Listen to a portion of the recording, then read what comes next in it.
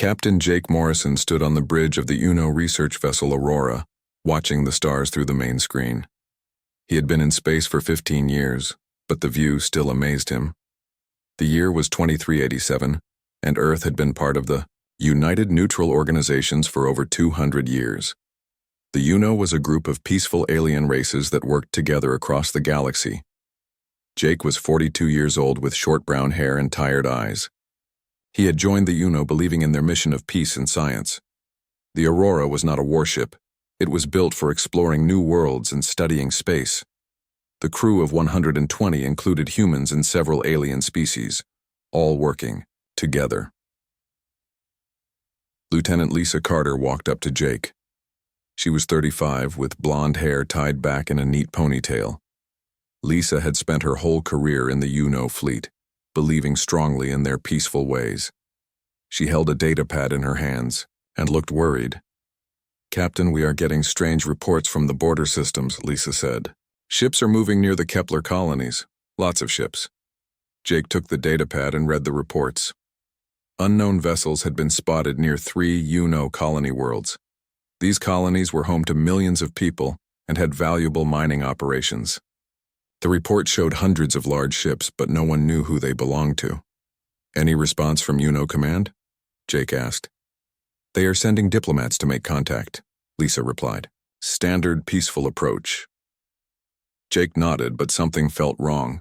In his years of service, he had never seen so many unknown ships gather in one place. The Aurora was 3 days away from the nearest colony, conducting routine surveys of empty star systems. Dr. Paul Rogers, the ship's science officer, called from his station. "Captain, we are receiving a broadcast. It is being sent to all UNO vessels and colonies." "Put it on screen," Jake ordered. The main screen changed to show a large, alien figure. The creature stood over 7 feet tall with dark green skin and sharp teeth. Its eyes glowed red, and it wore black armor decorated with symbols of war and conquest. This was General Krex of the Vorthak Empire. "People of the United Neutral Organizations," General Krex began, his voice deep and threatening. "I am General Krex, commander of the Vorthak Third Fleet. We have surrounded your 3 colony worlds in the Kepler sector." Jake felt his stomach drop. The Vorthak Empire was known throughout the galaxy as a brutal military force. They had conquered dozens of star systems and enslaved entire populations. The UNO had avoided conflict with them for decades through careful diplomacy. "Your colonies of New Haven, Prosperity Station, and Eden Prime now belong to the Vorthak Empire," General Krex continued. "These worlds contain resources we require. You have 72 hours to remove all civilians and military personnel. Any resistance will result in the complete destruction of all 3 worlds." The transmission ended, leaving the bridge in shocked silence. Jake stared at the empty screen, trying to process what he had just heard.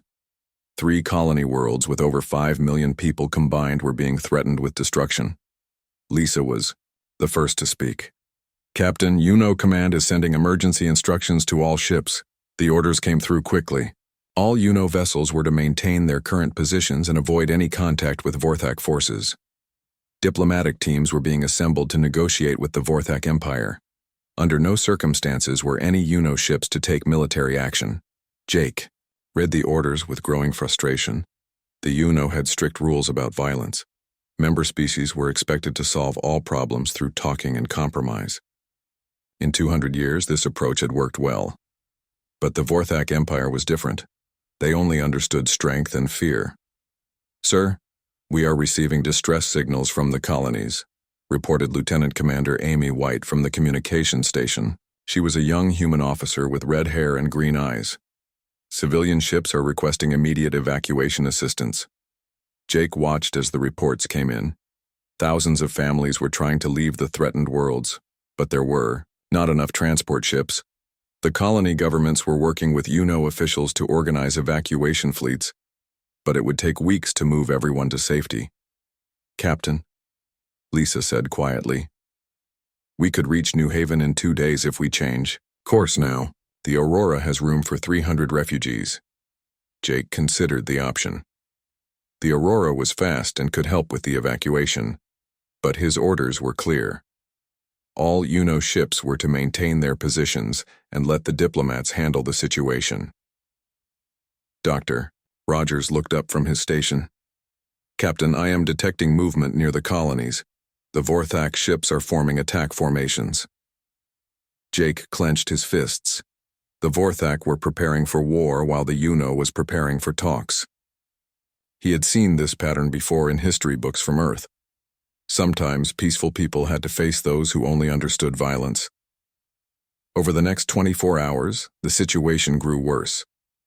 News reports showed panic on the 3 colony worlds. Families were sleeping in their ships afraid to return to their homes. Children were crying, not understanding why they had to leave everything behind. The UNO diplomatic team reached the meeting point, a neutral space station between UNO and Vorthak territory. Ambassador Helen Rodriguez led the team, offering trade, agreements, and peaceful solutions. The Vorthak representatives listened politely, then demanded more territory and the complete removal of all UNO military forces from 12 additional star systems. Jake watched the news broadcasts with his senior officers in the ship's conference room. The reports showed Vorthak warships, massive vessels built for destruction. Their hulls were covered in weapons, and their design was clearly meant to intimidate enemies. "Look at those ships," said Lieutenant Commander Tony Davis, the Aurora's security chief. He was a tall man with black hair and serious eyes. "They are not here to talk. They are here to take what they want." Lisa shook her head. "The UNO way has worked for centuries. War only brings death and suffering. There has to be a peaceful solution." Jake understood Lisa's feelings, but he also understood Tony's concerns. The Vorthak Empire had never shown mercy to conquered peoples. Their history was filled with destroyed civilizations and enslaved populations. As the second day passed, more reports came in from the threatened colonies. Despite UNO evacuation efforts, millions of people remained on the 3 worlds. The transport, ships were too few and too slow. Entire families were being separated as only some members could leave on the available vessels. Jake found himself thinking about his own family on Earth. His wife Sarah and their 2 children lived in a safe home, protected by the peace that the UNO had maintained. But what if that peace was built on the willingness of evil empires to respect it? What happened when someone like the Vorthak decided that peace was weakness? The third day began with terrible news. The Vorthak deadline was approaching, and the diplomatic talks had failed. General Krex had rejected all UNO offers and was demanding immediate surrender of the 3 colonies. The evacuation was nowhere near complete. Jake stood on his bridge watching the countdown to the Vorthak deadline. In 6 hours, General Krex would either attack or show mercy. Jake knew which option was more likely. The Aurora and hundreds of other UNO ships waited helplessly, bound by their peaceful principles while millions of innocent people faced destruction. The galaxy was about to learn what happened when unstoppable force met immovable object. But Jake Morrison could not know that this crisis would reveal secrets that would change everything. The 72-hour deadline passed at exactly 800 Galactic Standard Time. Captain Jake Morrison stood on the bridge of the Aurora, watching the long-range sensors. Lieutenant Lisa Carter monitored communications while Dr. Paul Rogers tracked the Vorthak fleet movements. "Captain, the Vorthak ships are moving," Dr. Rogers announced. "They are breaking formation and heading toward the colonies." Jake felt his heart sink. The diplomatic talks had failed completely. General Krex had made his choice, and millions of innocent people would pay the price. The main screen showed dozens of red dots moving toward the 3 UNO colony worlds. "All UNO vessels maintain your positions," came the order from UNO Command. "Do not interfere with Vorthak operations. Diplomatic solutions are still being pursued." Jake wanted to throw his communication device across the bridge. Diplomatic solutions, while people were about to die. He looked at his crew and saw the same anger and frustration in their eyes. Lieutenant Commander Amy White turned from her station with tears in her eyes. "Captain, New Haven is broadcasting an emergency signal. The Vorthak ships have entered orbit." The main screen changed to show a live broadcast from New Haven Colony. The reporter was a young woman standing outside the Colonial Administration building. Behind her, people were running and screaming as dark shapes appeared in the sky. "This Is Rebecca Stone reporting from New Haven Colony, the woman said, her voice shaking. Vorthak warships have surrounded our world. We can see their landing craft entering our atmosphere. Colonial defense forces are trying to evacuate civilians, but there is not enough time.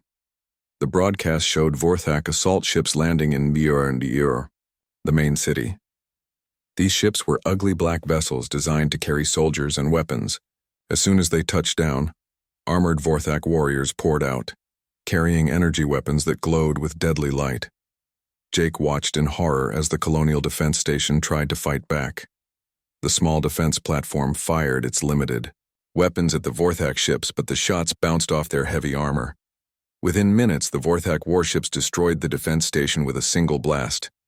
"Captain," Lisa said quietly, "Prosperity Station and Eden Prime are under attack too." The reports came in quickly. All three colonies were being invaded at the same time. The Vorthak had planned this perfectly, hitting all targets before the UNO could respond. Their military precision was frightening.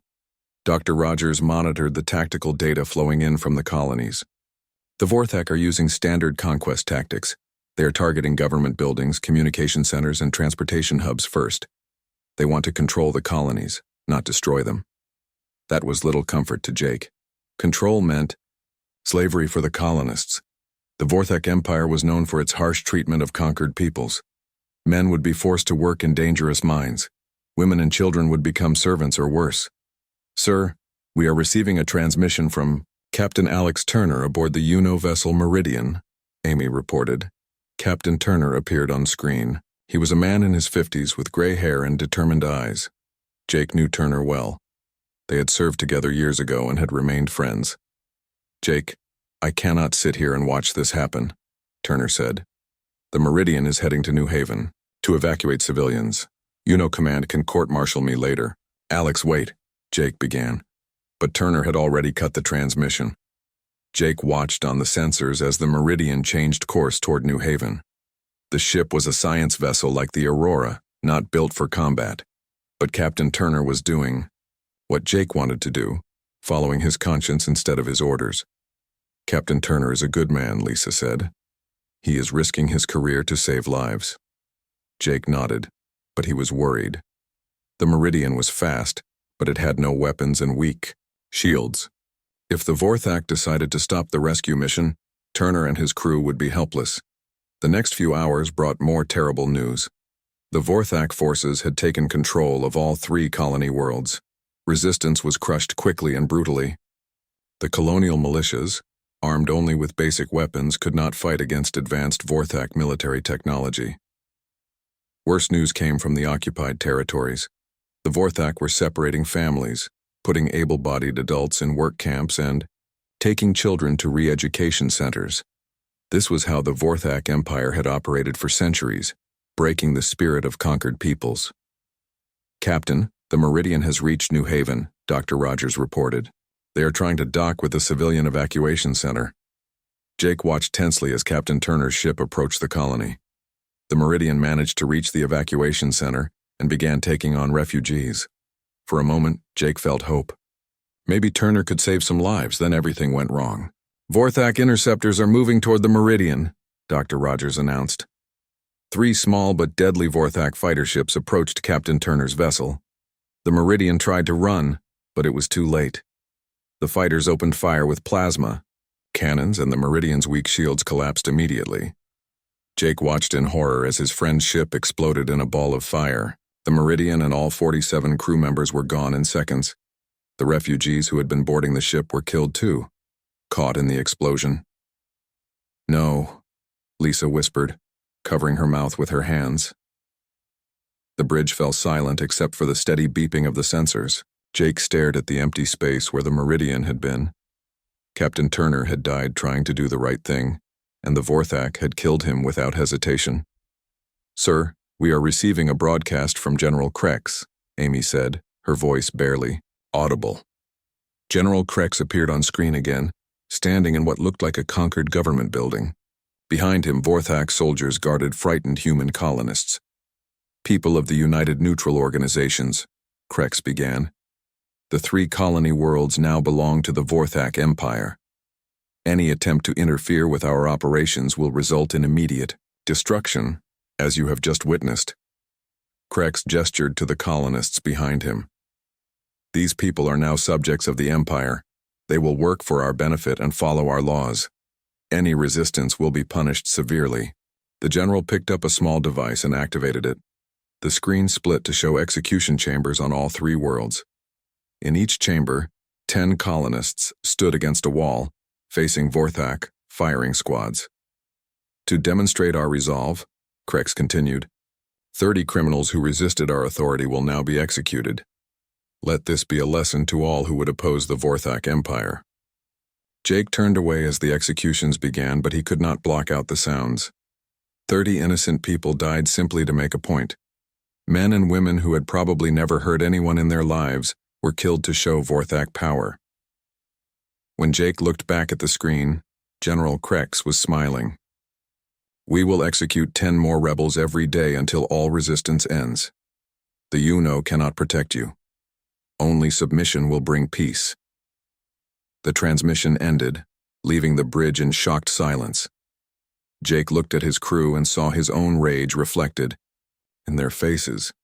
Lieutenant Commander Tony Davis was gripping his chair so tightly his knuckles were white. Even Lisa, who always believed in peaceful solutions, looked ready to fight. Captain, Amy said, we are receiving encrypted messages from other UNO ships. Human crews throughout the fleet are requesting private communications. Jake frowned. Encrypted messages violated UNO communication protocols. But after what they had just witnessed, protocol seemed less important than justice. Put me through to the human captains in this sector, Jake ordered.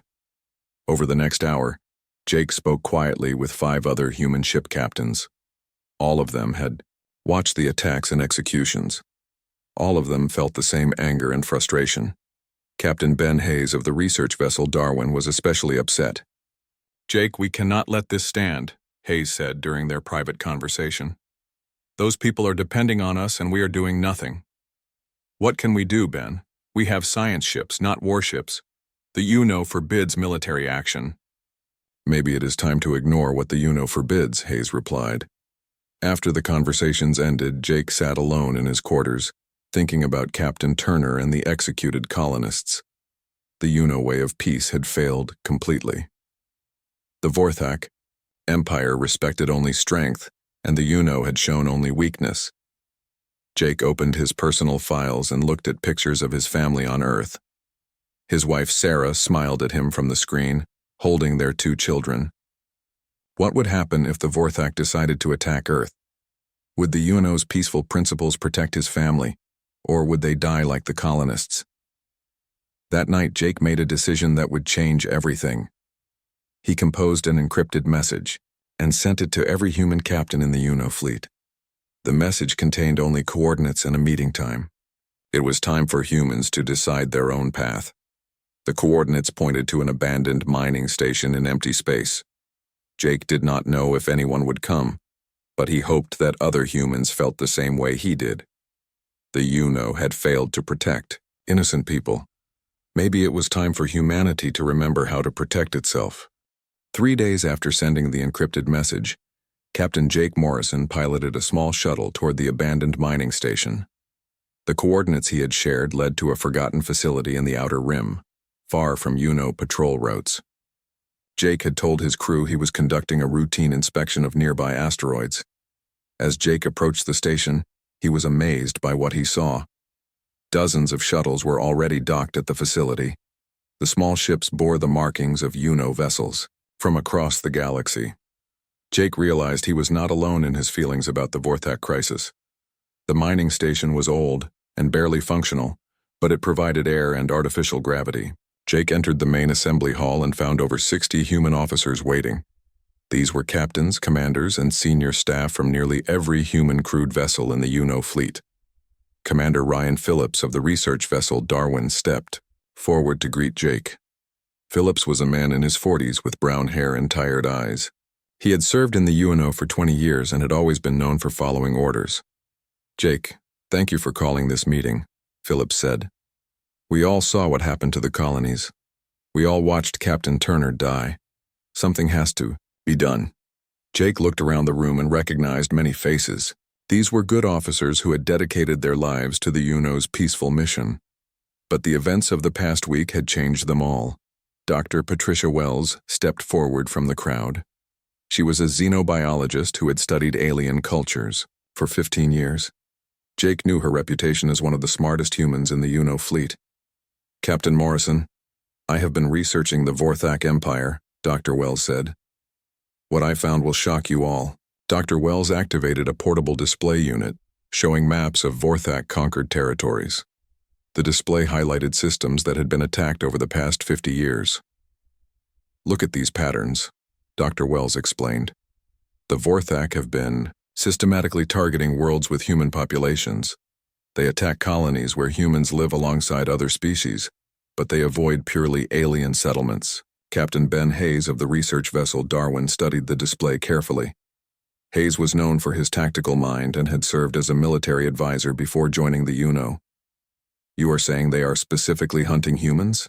Hayes asked. "Exactly," Dr. Wells replied. "The Vorthak Empire views humanity as the greatest threat to their expansion.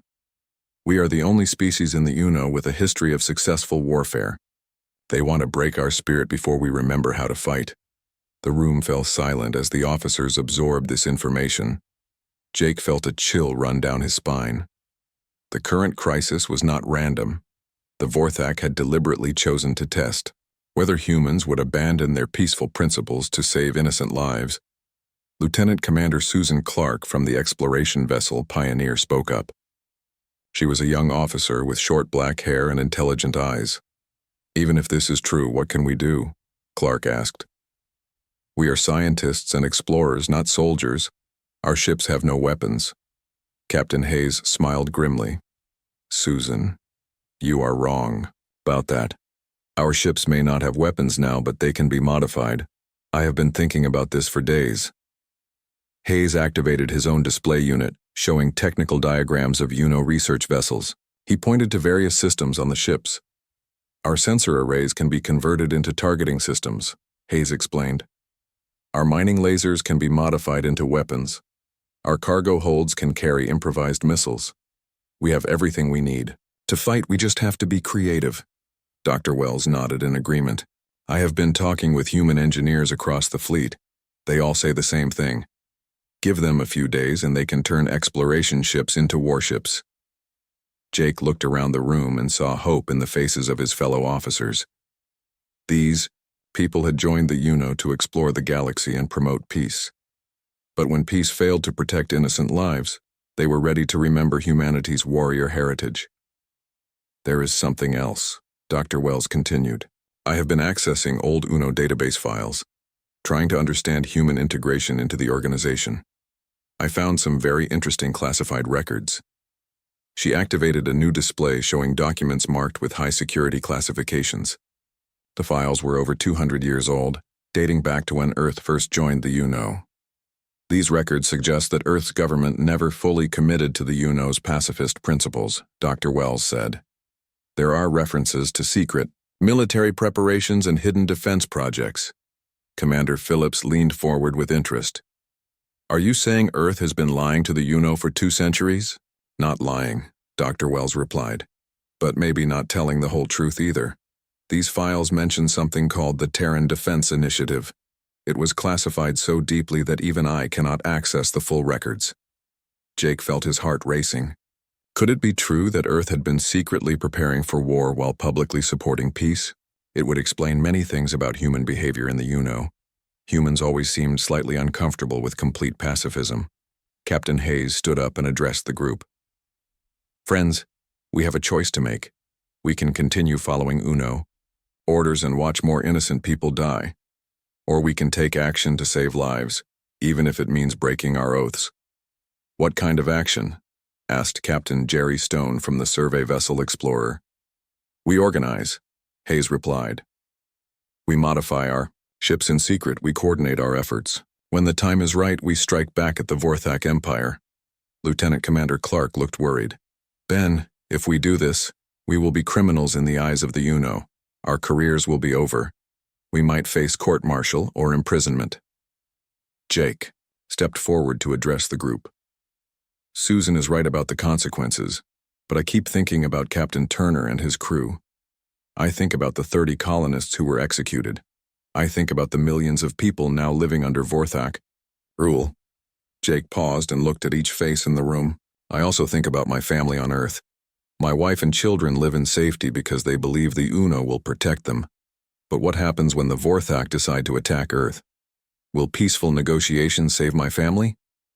The room was quiet, as everyone considered Jake's words.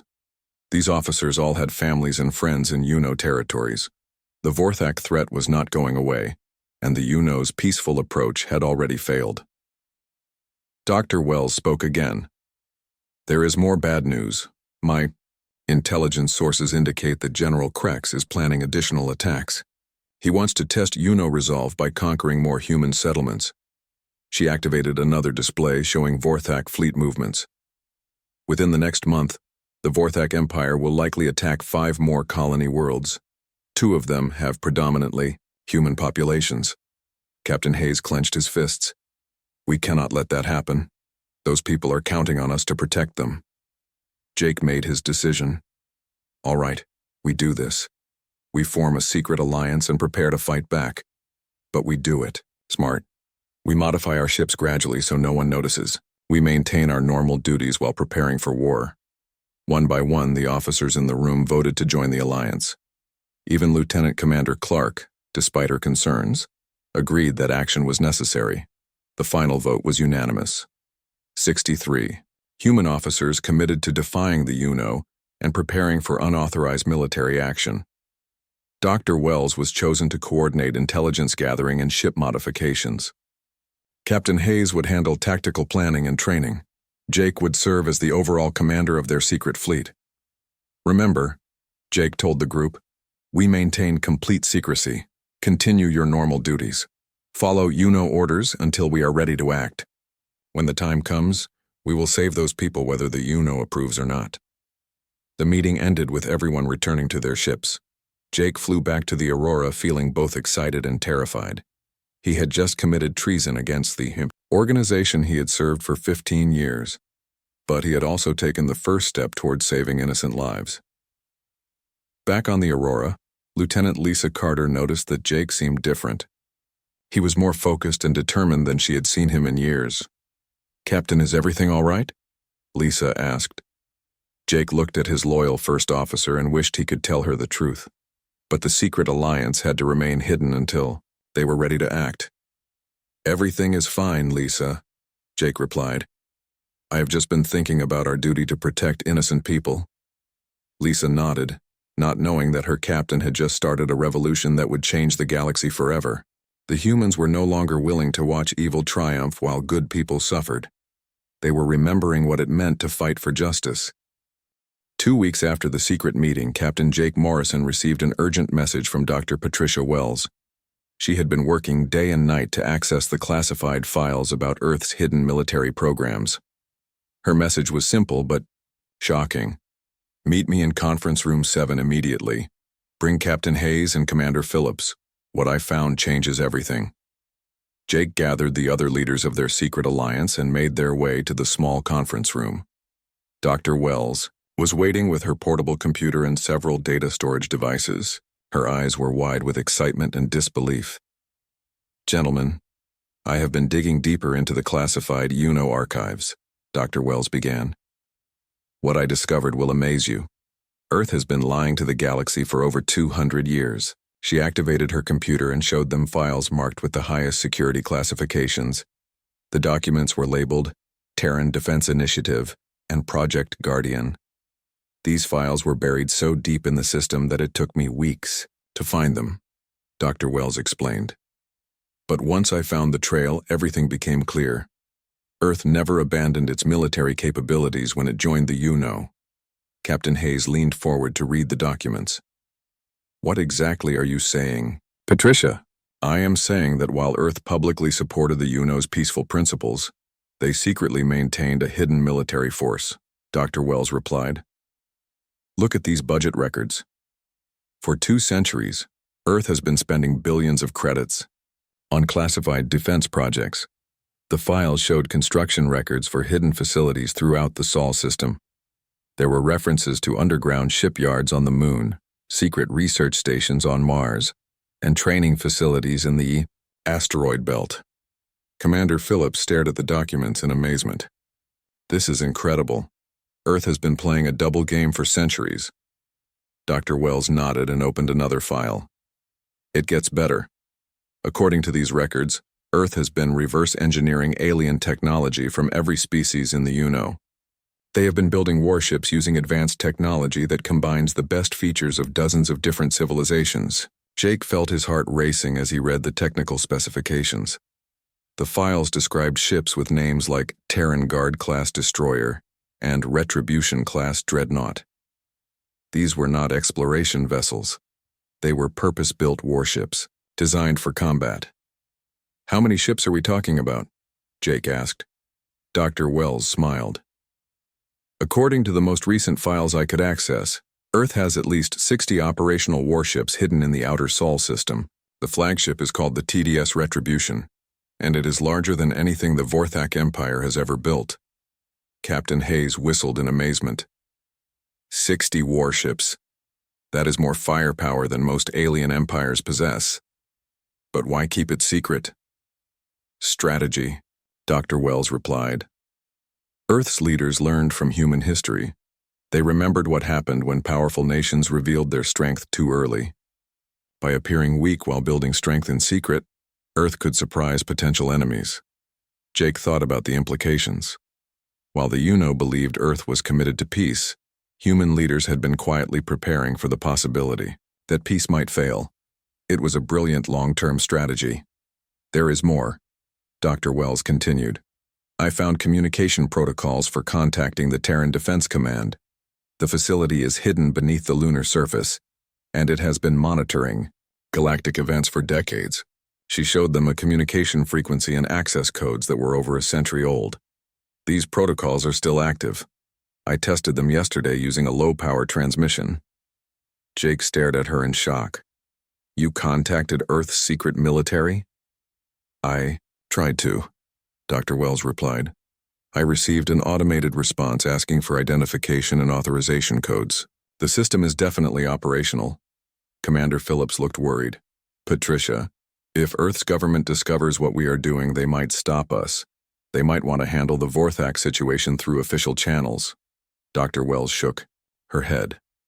"I do not think so. Based on these files, Earth's leaders have been waiting for exactly this kind of crisis. They want to see if humans throughout the galaxy will abandon peaceful principles when innocent lives are threatened." Jake made a decision that would change everything. "Give me those communication codes. I am going to contact Earth's secret military directly." That night, Jake sat alone in his quarters and activated a secure communication channel. He entered the codes that Dr. Wells had discovered and waited nervously for a response. After several minutes, the screen flickered to life. A woman in a military uniform appeared on the display. She had short gray hair and sharp blue eyes. Behind her, Jake could see what looked like a sophisticated command center, with dozens of officers working at computer stations. "This is Admiral Kate Sullivan, Terran Defense Command," the woman said. "You are Captain Jake Morrison of the UNO vessel Aurora. We have been monitoring your activities." Jake felt his stomach drop. "Admiral, I can explain."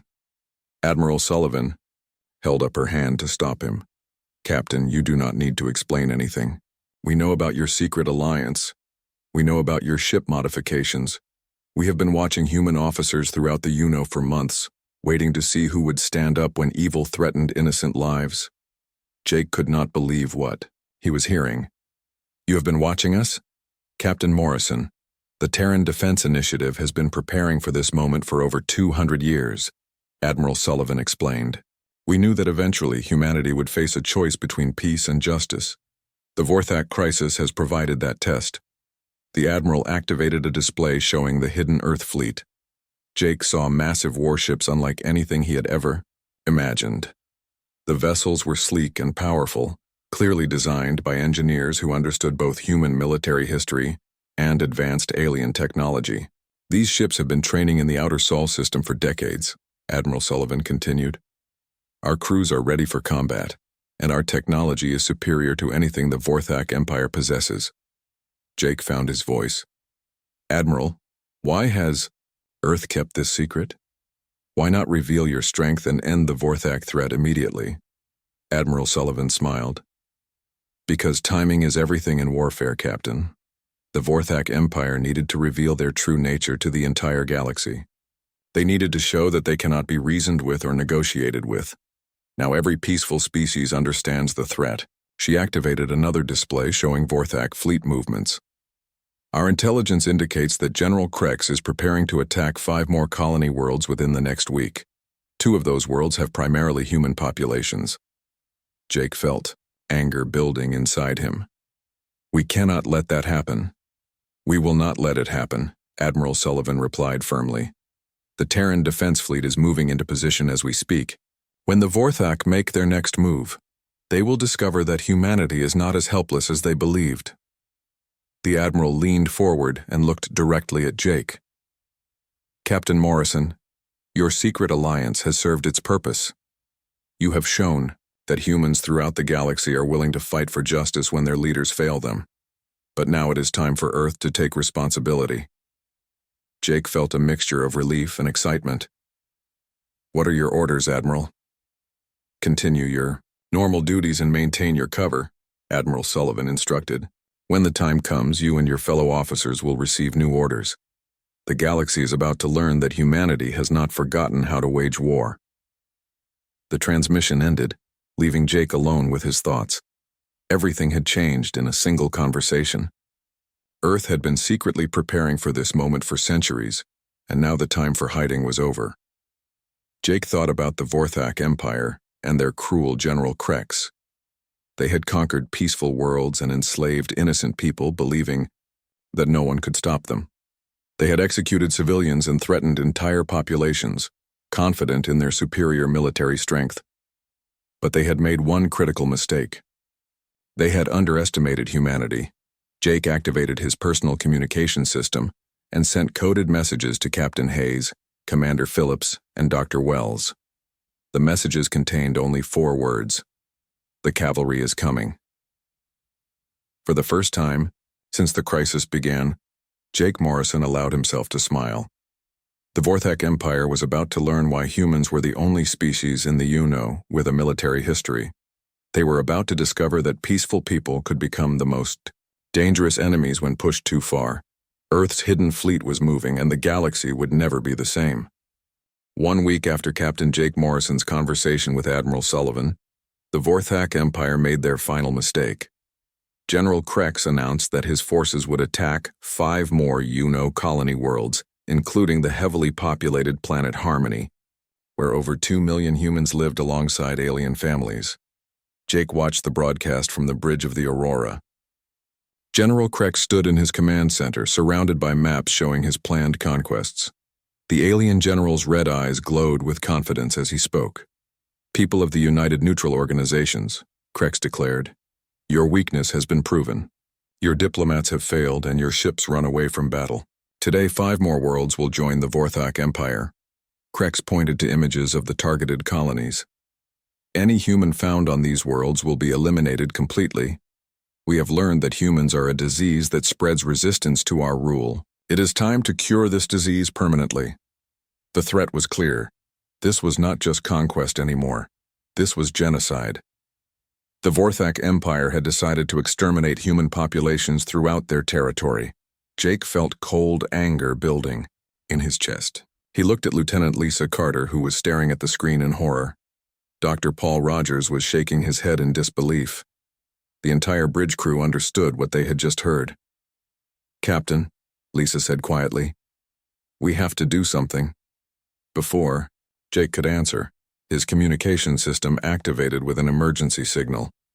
The transmission used the secret codes that Admiral Sullivan had given him. Jake accepted the call privately in his ready room. Admiral Sullivan appeared on screen, but she looked different now. Instead of the hidden command center, she was standing on what looked like the bridge of a massive warship. Behind her, Jake could see officers in Earth military uniforms working at combat stations. Captain Morrison, the time has come, Admiral Sullivan announced. The Vorthak Empire has made their final threat. Earth's response begins now. Jake felt his heart racing. Admiral, what are your orders? All human officers in the UNO fleet are to maintain their positions and observe, Sullivan replied. You are about to witness something that will change galactic history forever. The Admiral activated a tactical display showing space around the 5 threatened colony worlds. Jake saw hundreds of red dots representing Vorthak warships moving toward their targets. General Krex believes he faces helpless victims, Admiral Sullivan said. He is about to learn otherwise. The display suddenly filled with new contacts. Blue dots appeared around all 5 colony worlds simultaneously. Jake counted the new signals and realized he was looking at the entire Earth fleet emerging from quantum jumps. 60 Earth warships have just arrived at the battle zones, Admiral Sullivan explained. The TDS Retribution and her escort fleet are taking position at Harmony. The other colonies are being protected by our destroyer squadrons. Jake stared at the display in amazement. The Earth ships had appeared instantly at multiple locations across the galaxy. Their coordination was perfect, suggesting years of careful planning and preparation. Admiral Sullivan touched a control, and Jake heard a transmission being broadcast to all Vorthak forces. The voice belonged to Captain Dan Rogers, commander of the TDS Retribution. Vorthak forces, this is Captain Rogers of the Terran Defense Fleet, the transmission began. You have 1 hour to withdraw from all occupied territories and release all prisoners. This is your only warning. Jake switched his main screen to show the scene at Harmony Colony. The sight took his breath away. The TDS Retribution was enormous, easily twice the size of the largest Vorthak warship. Its hull was dark gray with glowing blue energy lines running along its surface. The ship looked like a predator among sheep. Around the Retribution, smaller Earth warships formed a protective formation. These destroyer-class vessels were sleek and angular, clearly built for speed and firepower. Even the smallest Earth ship looked more advanced than anything in the Vorthak fleet. General Krex appeared on the galactic communication channels, his red eyes blazing with fury. Unknown vessels, you dare threaten the Vorthak Empire? We are the masters of this galaxy. We will destroy you and take your technology, Captain Rogers replied calmly. General Krex, you have 59 minutes remaining. Krex snarled and ordered his fleet to attack. Over 300 Vorthak warships moved toward the Earth vessels at Harmony. Jake watched tensely as the two fleets approached each other. The battle began when the Vorthak ships opened fire with their plasma cannons. Bright green energy beams struck the Earth vessels, but something amazing happened. The human ships absorbed the attacks with energy shields that glowed like blue fire. Not a single Earth vessel was damaged. Captain Rogers gave a simple order. All ships, engage the enemy. What happened next would be remembered throughout galactic history.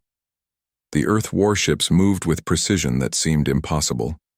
They coordinated their attacks perfectly, focusing their fire on specific Vorthak vessels while avoiding friendly fire. The TDS Retribution fired its main weapons for the first time. Massive blue energy beams struck 3 Vorthak ships simultaneously, destroying them instantly. The smaller Earth destroyers used rapid-fire plasma cannons that cut through Vorthak armor like paper. Jake watched in amazement as the Earth fleet systematically dismantled the Vorthak attack force. The human ships were faster, stronger, and more advanced than anything the aliens had ever faced. Years of reverse engineering alien technology had created vessels that combined the best features of dozens of civilizations. But the Earth fleet was not just superior in technology. They were superior in tactics and strategy. Every movement was planned and coordinated. The human commanders had studied Vorthak military doctrine and knew exactly how to counter it. Within 2 hours, the battle at Harmony was over. The Vorthak attack fleet was completely destroyed or in retreat. Similar victories occurred at all 5 targeted colonies. The Earth warships had saved millions of lives without losing a single vessel. General Krex tried to escape in his flagship, but Captain Rogers had other plans. The TDS Retribution pursued the fleeing Vorthak command ship and disabled it with precise weapons fire. Krex was captured alive. His reign of terror ended forever. The news of Earth's victory spread across the galaxy within hours. Every species in the Uno received broadcasts showing the battle footage. The images of Earth warships defeating the seemingly invincible Vorthak Empire shocked the entire galactic community. Jake returned to the Aurora's bridge to find his crew staring at him with new respect. Lieutenant Lisa Carter approached him, with questions in her eyes. "Captain, did you know about this?" Lisa asked. Jake considered his answer carefully. "Lisa, I knew that humanity would never abandon innocent people to evil. I just did not know how we would respond." Dr. Rogers called from his station. "Captain, we are receiving a transmission from Earth. It is being broadcast to all UNO vessels." The main screen showed Director Charles Webb, Earth's ambassador to the UNO. He was standing in the UNO Council chambers, addressing representatives from hundreds of alien species. "Fellow members of the United Neutral Organizations," Director Webb began. "Earth has always been committed to peace and cooperation among all species, but we have also remembered the lessons of our own history." Webb activated a display showing the rescued colonies. "Sometimes the greatest act of peace is the willingness to fight for those who cannot fight for themselves. Earth has maintained defensive capabilities not to threaten our allies, but to protect them when diplomacy fails." The ambassador looked directly at the camera. "The Vorthak Empire has learned that peaceful species are not helpless species. Humanity stands ready to defend any civilization that chooses cooperation over conquest." The transmission ended, and Jake realized that everything had changed. Earth was no longer hiding its true strength. The galaxy now knew that humans possessed both the technology and the determination to wage war when necessary. Over the following days, the 3 original Vorthak-occupied colonies were liberated by Earth forces, the enslaved populations were freed, and the destroyed infrastructure was rebuilt with human assistance. General Krex was put on trial for war crimes, facing justice for his brutal actions. The UNO Council held emergency sessions to discuss the new reality. Some alien species were concerned about Earth's hidden military power, but most were grateful for humanity's protection. The galaxy had learned that peaceful coexistence required both the desire for peace and the strength to defend it. Captain Jake Morrison continued his duties aboard the Aurora, but now as part of a transformed UNO that understood the balance between diplomacy and deterrence. The organization began developing new policies that combined peaceful negotiation with defensive preparedness. Lieutenant Lisa Carter finally understood why her captain had seemed so confident during the crisis. Humanity had never abandoned their protective instincts. They had simply learned to hide them until they were needed most. The galaxy was safer now, protected by species that chose cooperation, but were prepared to fight for justice. Earth had shown that sometimes the best way to keep peace was to be ready for war. The Vorthak Empire's defeat sent a clear message to all potential aggressors. Peaceful civilizations were no longer defenseless targets.